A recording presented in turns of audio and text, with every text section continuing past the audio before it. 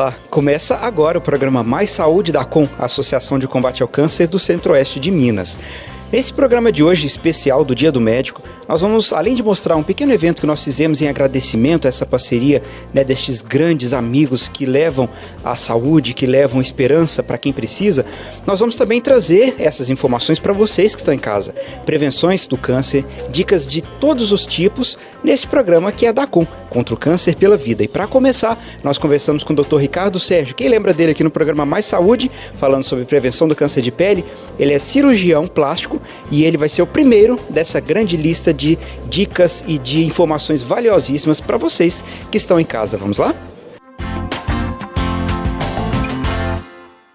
Bom, aqui ao meu lado está o Dr. Ricardo Sérgio. Ele foi até entrevistado recentemente no programa Mais Saúde, cirurgião plástico. Dr. Ricardo Sérgio, quais são os cânceres mais comuns dentro da sua área de atuação?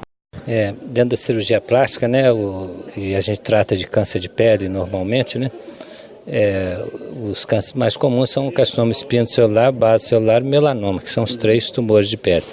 Há de se lembrar que o câncer de pele é o tumor mais frequente no mundo, o câncer de pele mais frequente no mundo.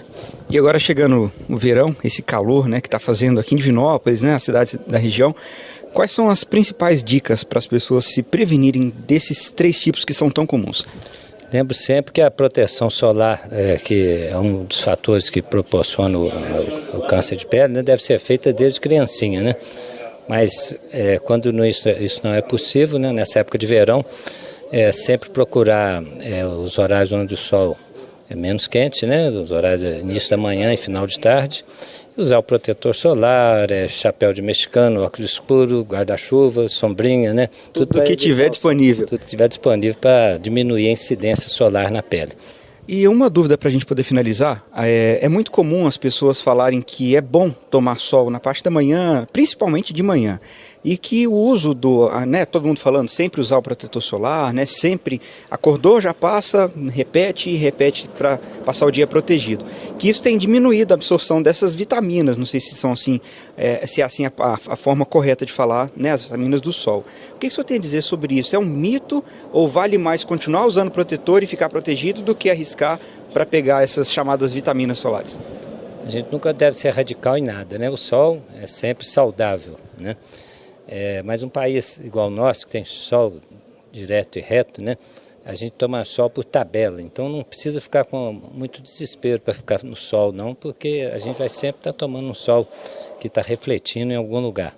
Então, e o protetor solar deve ser usado, aquelas coisas de prevenção, as medidas de prevenção de rotina, Ok, e nesse dia do médico, começamos a conversar com o Dr. Ricardo Sérgio, mas tem outros colegas ali dentro que nesse programa Mais Saúde em especial vão trazer dicas para você de prevenção de todos os tipos de cânceres. Então, Dr. Ricardo Sérgio, parabéns pelo dia do médico e eu continuo a conversar com mais colegas do Dr. Ricardo que vão trazer essas dicas para a gente. Vamos lá, o programa Mais Saúde está apenas começando.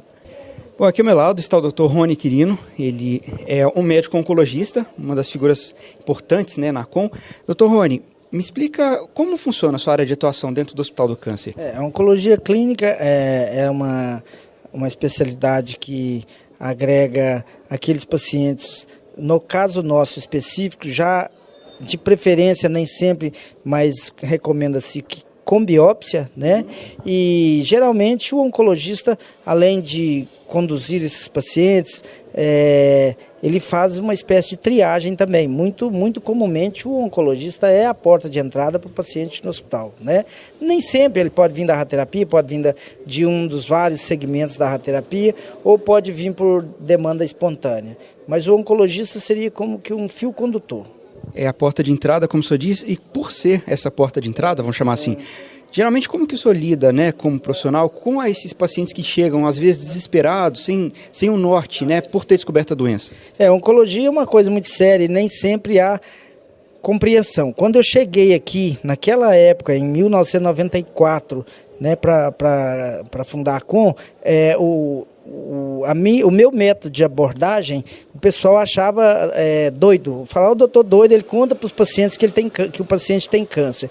Na verdade, não é exatamente isso. O que você não pode é deixar seu paciente numa falsa expectativa, é vender ilusão. Você tem que ser verdadeiro, até porque exige existe a defesa médica, né? Você não pode vender ilusão, você não pode prometer cura a quem não tem a quem tem 0% de cura. Você tem que ser delicado, fazer uma abordagem individual, como já diria Jung lá em 1800 e alguma coisa, né? Cada paciente é um caso à parte. Então você tem que analisar cada paciente individualmente e tratá-lo assim. Não existe o câncer como entidade isolada. Existe um grupo de pacientes e cada paciente merece uma abordagem única. E doutor Rony, e quais são os principais tipos de câncer que o senhor atende dentro do consultório? Bom, câncer em relação no Brasil, onde os serviços são diversos e esparsos, a rede oncológica melhorou muito, mas ela ainda não é o que precisamos, né? Aqui nos chega mais câncer de próstata, câncer de mama, câncer do tubo digestivo. Paradoxalmente, não chega o câncer que eu mais tratava em Belo Horizonte, que é o câncer da criança. Eu era um pediatra no Hospital Mário Pena, né? Isso tudo nos dá um norte para correções futuras, né? Tudo isso tem motivo. Belo Horizonte teve uma época que eu só tratava retinoblastoma, que são os cânceres de olhos que eu tratava lá do Hospital Hilton Rocha. Eu estou aqui há 20 anos, eu nunca vi um retinoblastoma. Então, de acordo com o profissional disponível na região. O ideal seria que tivessem todos, né? E, por exemplo, o câncer de mama e o câncer de próstata, uma vez que a gente está no mês de outubro, né, outubro rosa, o que o senhor deixa como dica principal para prevenção desse tipo de doença ou diagnóstico precoce? Eu acho que a ACOM faz um belo trabalho nesse sentido. Eu tenho acompanhado as campanhas como médico, eu vejo aí um belíssimo trabalho. Se você lê os folhetinhos da ACOM e está lá no site, você já está fazendo muita coisa de orientação, né? Mas, em linhas gerais, você deve, no caso da mama, por exemplo, né, o autoexame, que é procurando carocinhos, aquela coisa, na dúvida você vai ao seu ginecologista, ao clínico do posto, essa nova geração já está bem treinada para isso. No caso do câncer de próstata, alterações como, por exemplo, a gente chama de prostatismo, né? Dificuldade, a urina fica difícil de sair, hematúria, que é a perda de sangue na urina, essas alterações. Ou então, como é muito frequente hoje, o diagnóstico precoce, o próprio paciente faz espontaneamente a dosagem de PSA e qualquer valor ali acima de 3, ele já começa a ficar a procurar o clínico, né? O urologista para fazer o diagnóstico precoce. Lembrando que as idades iniciais para se ter esse tipo de preocupação, para casos de mulheres e homens, são...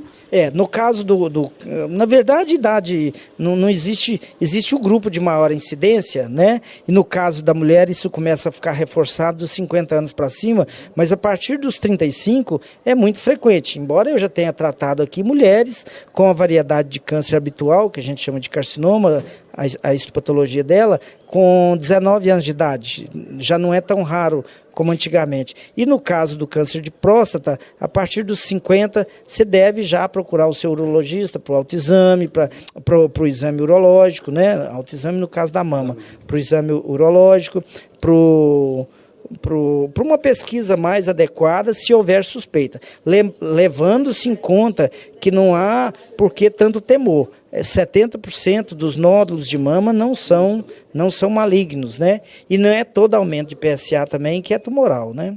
Ok, conversamos com o Dr. Rony Quirino, ele é médico oncologista no Hospital do Câncer e as nossas entrevistas continuam. Bom, e aqui ao meu lado está o Coronel Edmar Nilo de Campos, presidente voluntário da ACOM. Coronel, o que a gente tem a dizer nessa data tão importante para os médicos, né, parceiros que são os responsáveis por recuperar ou levar a saúde para quem precisa?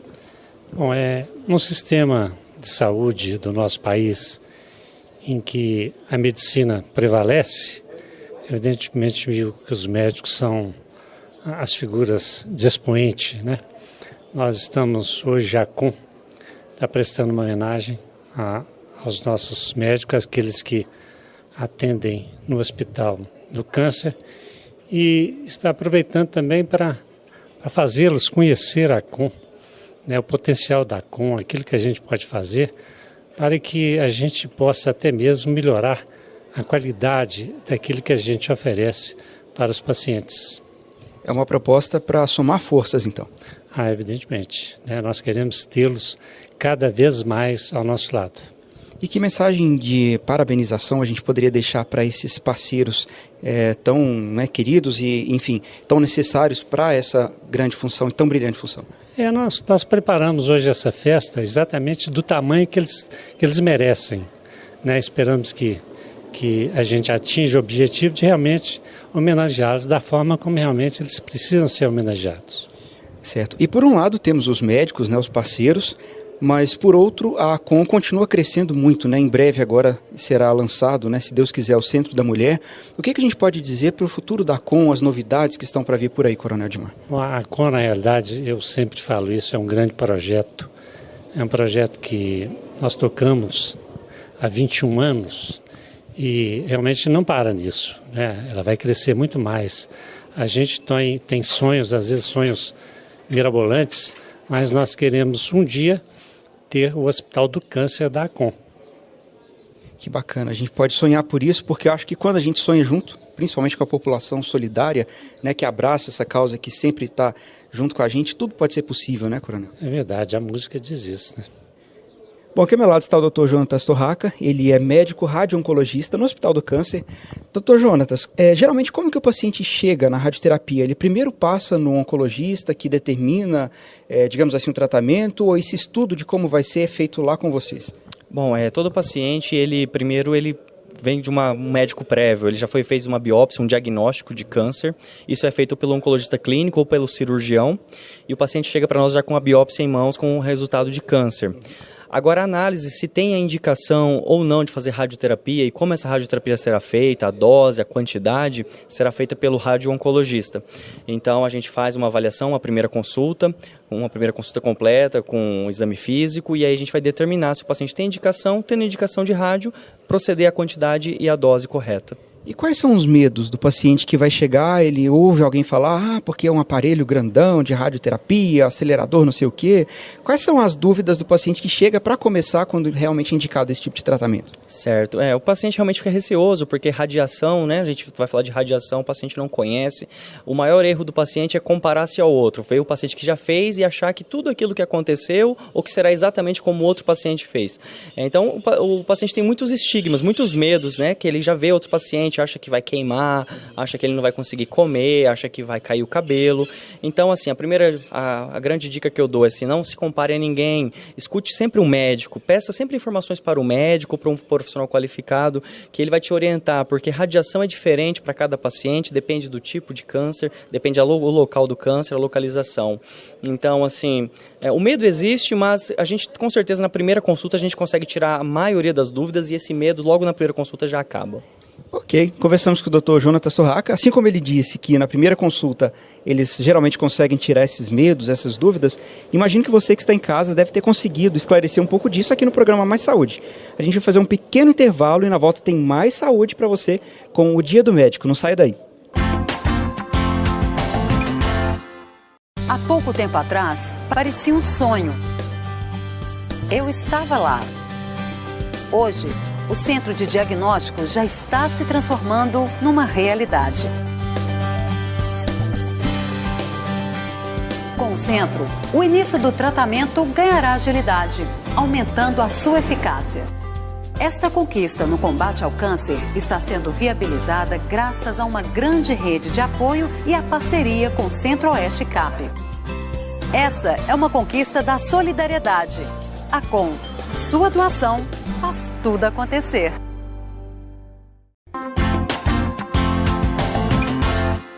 Nesse momento, eu converso com o Dr. Geraldo Magela da Silva, ele é mastologista aqui na ACOM. Dr. Geraldo, nós estamos no mês de outubro, mês em que se comemora o Outubro Rosa. Para as mulheres, quais são as principais dicas para se prevenir o câncer de mama? Bem, boa noite. O outubro, ele foi pego como um mês para simbolizar a prevenção do câncer de mama. Então a gente incentiva cada vez mais a questão da prevenção. E a prevenção do câncer de mama ela é feita basicamente com a mamografia. Através da mamografia, a mulher é capaz, aliás, é possível, a detecção precoce do câncer de mama e é possível curar o câncer de mama. O câncer é uma doença que você tem que ser altamente atento com ele. Enquanto ele está no seu sítio de origem, é possível a gente falar em cura. Se ele saiu do sítio de origem, é difícil já. A gente fala em tempo livre de doença, mas a cura, ela já fica questionável. Então a gente precisa conscientizar as mulheres de que a prevenção é o melhor tratamento. E a partir de qual idade? A partir dos 35, 40? Porque sempre tem uma dúvida, né, com relação à idade ideal para se começar a fazer a mamografia, o autoexame das mamas. O que a gente pode dizer como indicado? Eu acho que o autoexame é uma questão de educação. Eu acho que tem que começar desde da adolescente, da paciente jovem, para que isso fique gravado mesmo no consciente, né? Para que essas pessoas se tocam, porque é um exame muito, muito importante. Agora, a mamografia, pelo Ministério da Saúde, é a partir dos 40 anos. Hoje a gente já tem visto uma incidência muito grande do câncer entre 30 e 40 anos. Então as mulheres, principalmente as mulheres que têm história familiar positiva, que têm fatores que a gente chama de fatores de risco, que comecem esses exames mais precoce, né? Porque de 30 aos 40 anos a incidência está muito grande. Mas pelo Ministério da Saúde, pelo SUS, é a partir de 40 anos. E quais outras doenças, além do câncer de mama, pode acontecer com as mamas e que não é assim, digamos, um motivo para tanto alerta, ou não existe esses casos? Qualquer alteração é sim motivo de preocupação? Sim, a gente sabe que antes dos 30 anos, as doenças benignas são as mais comuns, né? Então são os nódulos benignos, são as mastites, principalmente a mastite puerperal, que é a mastite logo após o parto, no período de amamentação, é muito frequente. Então, antes dos 30 anos, as doenças benignas, são os nódulos benignos. Depois dos 30, principalmente depois dos 40 anos, as doenças malignas são as mais frequentes. E para a gente poder encerrar, doutor Geraldo, uma última pergunta. O uso de prótese, né, o famoso silicone, que tantas mulheres usam por questões estéticas, algumas não, mas a grande maioria por questões estéticas. Ele pode ou não esconder um câncer de mama? Como que é feito o exame em caso de paciente que tem essa prótese? Sim, a prótese ela não vai causar o câncer. Quando você tem prótese, você tem que ter mais cuidado para o exame, né?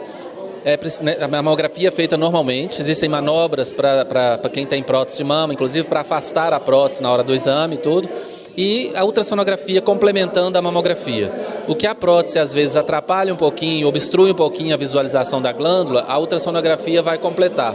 Então sempre quem tem prótese é recomendável fazer a mamografia e a ultrassonografia das mamas. E a ultrassonografia, desculpa, te cortei, mas ela também vale, por exemplo, para aquelas pacientes que têm mama densa, por exemplo? Sim, toda paciente que tem mama densa, a mamografia diminui a sensibilidade. Então ela pode esconder ou não diagnosticar pequenos nódulos. E a ultrassonografia ela é um complemento perfeito da mamografia. O que a mamografia tem dificuldade, a ultrassonografia tem facilidade de diagnóstico. Então, mama densa é uma indicação precisa da ultrassonografia, complementando a mamografia. As pacientes costumam falar muito assim, então não poderia fazer só a ultrassonografia, que é um exame mais agradável, mais tranquilo de se fazer. Não. O exame de rastreamento é a mamografia. A mamografia, às vezes, vê coisas que a ultrassonografia não vê. Então, às vezes, um câncer inicial que começa com microcalcificações, começam a formar ninhos de calcificações, isso só é possível ver na mamografia. E pode ser o primeiro sinal de um câncer de mama. A ultrassonografia não vê esse tipo de alteração. Então, a ultrassonografia ela é um complemento da mamografia. Ela não é um substituto da mamografia. Bom, aqui ao meu lado se encontra o Dr. Eliseu Albertin Teixeira, ele é cirurgião oncológico na COM. Doutor Eliseu, qual que é, de modo geral, qual que é a forma com que os pacientes têm chegado ultimamente ao consultório, ao tratamento, enfim? Porque a gente vê esses meses de outubro rosa, novembro azul, outros meses direcionados à prevenção do câncer, até que ponto eles contribuem para que o paciente chegue no estágio um pouco mais precoce da doença? Tá, essas campanhas que são realizadas, assim como o outubro rosa e o novembro azul também, né, relacionadas às doenças do homem, né, que nós veremos no mês que vem, elas têm alertado os pacientes a procurar sintomas cada vez mais precocemente. Isso é importante, essas campanhas, para que alerte a população de uma forma geral e que esses tumores eles possam ser identificados cada vez mais no início, aumentando a nossa chance de cura. Então, essas campanhas, o incentivo alertando a população com relação à presença do câncer, ela ajuda a detectar os cânceres mais precocemente, sim. Certo. E outubro rosa, câncer de mama e cânceres ginecológicos, né? Novembro azul, câncer de próstata. Além dessas duas doenças, quais são outras que merecem atenção e que não tem campanha, mas que é fácil, por exemplo, um diagnóstico, um exame preventivo? Tá, nós temos aí, ver que a campanha contra o tabagismo é uma campanha permanente, praticamente, em todas a nossa população. Então, assim, os fumantes têm que prestar bastante atenção nos cânceres de boca, câncer de pulmão, né? Nós temos que ver outras alterações também do hábito intestinal, como sangramentos, né? Dores no estômago que não melhoram assim com remédios mais comuns, né? E persistem esses sintomas, levam o indivíduo necessariamente a procurar um médico. Isso nós temos que estar alerta, né? Com relação ao nosso corpo e qualquer outros sintomas diferentes daqueles do corriqueiro do nosso dia a dia, nós procurarmos uma unidade básica de saúde para conversar com um clínico e expor ali os seus problemas e talvez ali nós estaríamos também detectando doenças, né? No caso nosso aqui de cânceres, mais precocemente também. Nós precisamos estar alerta com relação à nossa saúde. Sempre que perceber alguma alteração, já procurar um médico, assim, não é alertando e colocando todas as pessoas desesperadas, né? Porque tem algumas coisas que vêm e passam, mas sempre que tiver alguma alteração no organismo, procurar um médico para que ele possa fazer a melhor avaliação. Isso, o profissional da saúde médico é que vai dar diagnóstico. Então é importante, não é só a conversa de comadre ou compadre ali, dando receitinhas, né? Mas procurar uma orientação médica o mais precoce possível, né? Mesmo porque se for uma coisa muito simples, a coisa vai se resolver muito mais rápido ainda, né?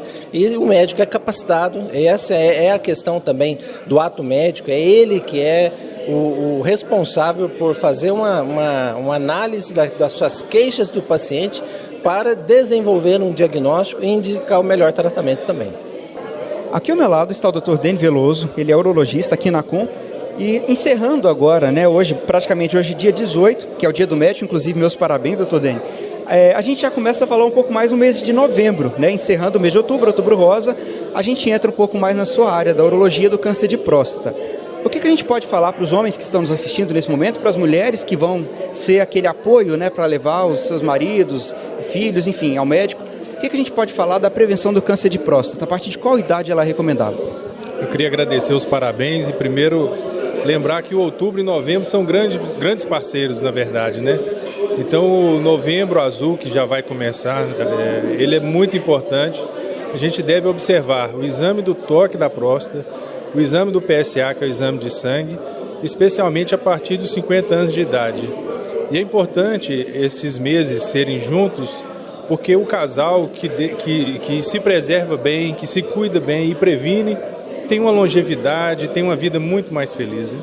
E doutor Deni, você fala a partir de 50 anos, muitos homens, né, que têm histórico na família, como que muda essa questão? Por exemplo, o pai teve câncer, vamos supor, 55 anos. No caso do filho, ele deve ter um cuidado especial ou é o mesmo do pai? Na verdade, quando existe a história familiar, a gente deve lembrar que, por exemplo, se o pai apresentou um câncer em torno de 57 anos, é possível que o filho apresente 10 anos mais cedo. E daí a importância de rotina, quando a história familiar existe, o pai ou o irmão, de que aquele homem faça esse exame periódico não a partir dos 50, mas sim a partir dos 40 anos de idade. E para a gente poder finalizar, sempre tem uma dúvida, né? Alguns homens, preconceito, né? A gente deixa isso à parte, mas eles optam por fazer o exame de PSA e não fazem o exame de toque. Qual que é a diferença dos dois e em que ponto eles se complementam para um diagnóstico mais preciso? Na verdade, a gente pode dizer que existem alguns cânceres de próstata, até 30% dos cânceres de próstata, que o exame do sangue não estaria alterado e nós acharíamos alterado só o exame do toque. Se a gente quer uma prevenção adequada, a gente precisa realizar os dois exames, tanto de sangue quanto de toque. Fazendo isso, então, a partir de 50 anos ou 40, se tiver histórico em família, as chances de cura são muito grandes. A chance da gente conseguir detectar uma doença muito precoce e oferecer um leque de tratamento com bons resultados, e provavelmente não vai ter complicação dessa doença, isso é o que vai fazer diferença nesse check-up de PSA, que é o exame de sangue, e do toque. E geralmente, a partir de 50 anos começa, né, a prevenção efetiva, mas até qual idade o homem deve fazer ou para o resto da vida ele sempre deve fazer uma vez por ano todos esses exames? Na verdade, a gente sempre vai fazer esses exames, não existe definido propriamente uma idade, a gente sabe que quando a expectativa de vida, quando a gente acredita que aquele paciente não vai viver mais do que 10 anos, então teoricamente não seria necessário realizar esses exames. Mas é difícil prever isso, né? Então, se a gente quer se cuidar, isso é para sempre, né? Então, sempre fazer, vai estar sempre em dia com a saúde e evitando, então, o câncer de próstata. Evitando o câncer de próstata, e não custa lembrar de uma dieta saudável, de uma boa programação de exercício e abandonar os hábitos, principalmente de cigarro, de fumígeros, né? Olha, isso vale não só para o câncer de próstata, é bom lembrar, a vida saudável, ela é saudável, vamos dizer assim, né, para toda prevenção de câncer de qualquer tipo. Então, você que está em casa, fica o convite para mudar, porque toda mudança nesse sentido é muito positiva, né, doutor Deni? Muito obrigado pela participação. E a vocês que estão em casa, o programa Mais Saúde vai chegando ao final. Aproveito o Dr. Deni aqui ao meu lado para, mais uma vez, parabenizá-lo pelo Dia do Médico, né? E outros médicos que são parceiros da ACOM e parceiros, né? E que, de fato, assistem ao programa Mais Saúde. Fica aqui um grande abraço para vocês. E a vocês que estão sempre comigo aqui todos os finais de semana, aquele abraço de sempre. Fiquem com Deus. Até a semana que vem. Tchau.